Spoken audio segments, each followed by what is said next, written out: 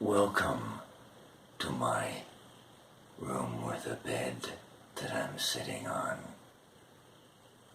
So here is the new computer build that I just wanted to show off because people would be like, yo, I want to see the parts or hear them. You want to hear the parts? Well, I don't want to hear the freaking parts. That's why I got, quiet, silent type stuff. But, yeah, so the new computer, because I wanted to get rendering done faster while also bumping quality up to 1440p 60, I decided to get a fast new computer that was fast.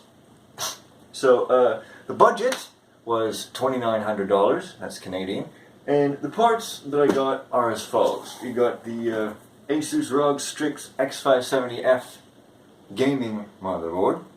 Now I chose this one. There is a X570E model, but it's basically just got 2 or 3 very minor extra features that I don't even need.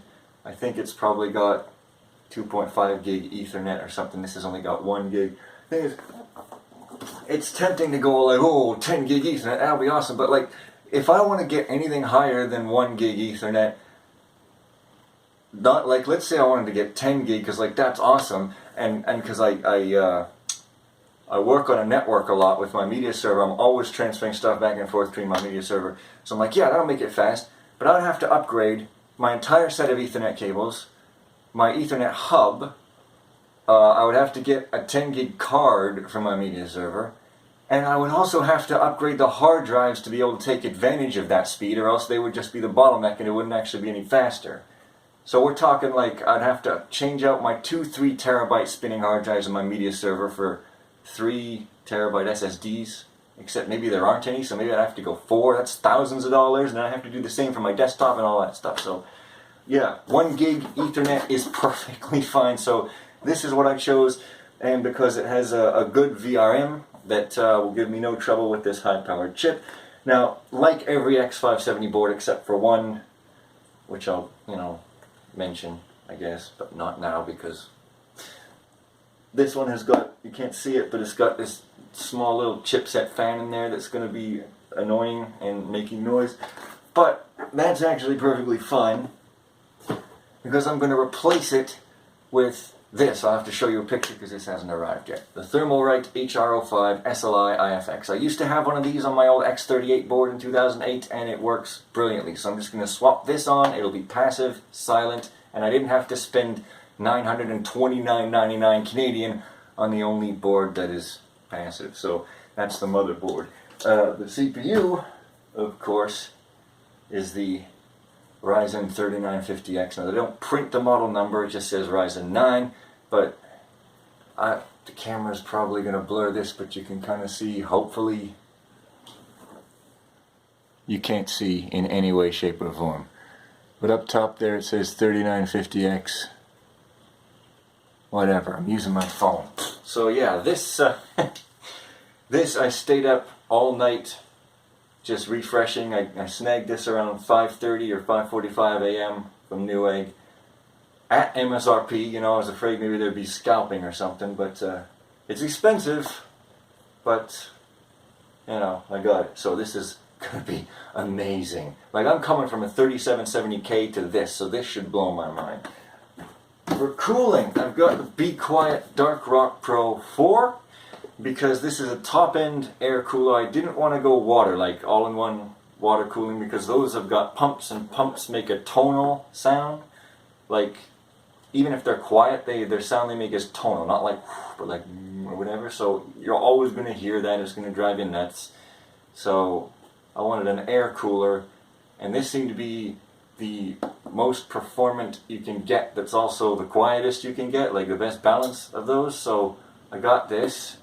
And then got some extra thermal paste here and some isopropyl 99% to clean off the old paste on the chipset heatsink when I swapped those. Here's a 4 terabyte hard drive that I'll be using to RAID with a previous drive so I can have a bigger scratch disk for recording, and I'll also use the other section of it to store more archived videos, because those things are huge when you have as many as I do. New mouse, because my current one is clicking multiple times whenever I click. It's hilarious. G-Skill Trident Z Neo 32 gig memory. DDR4 3600, CL16, 16, 16, 36. Very tight timing, stock. This is RGB memory. I don't care about RGB, and I'll turn it off if at all possible, and if I can't, then I'll turn it off with some electrical tape. But I got this because this was the only 2-pack of RAM that had the specs that I wanted, right? 3600 and the tightest timings. I couldn't find those timings on any other RAM that wasn't RGB, so I just got this. Because Ryzen loves fast RAM. You know, you don't want to be messing around with RAM. If you want the best performance, this is what you want. I guess you could put it at 3800 maybe, but yeah, that's the stuff. So, keyboard.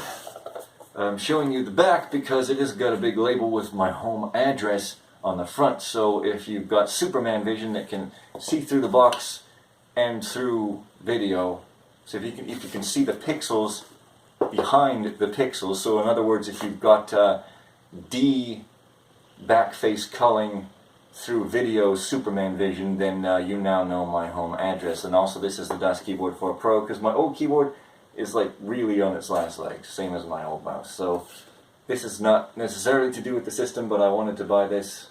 And the fact that I didn't have to buy the $929.99 Canadian dollar motherboard means that I had room in the budget to buy this, and I still came in around $100 under budget, so just under $2,800 is what I spent.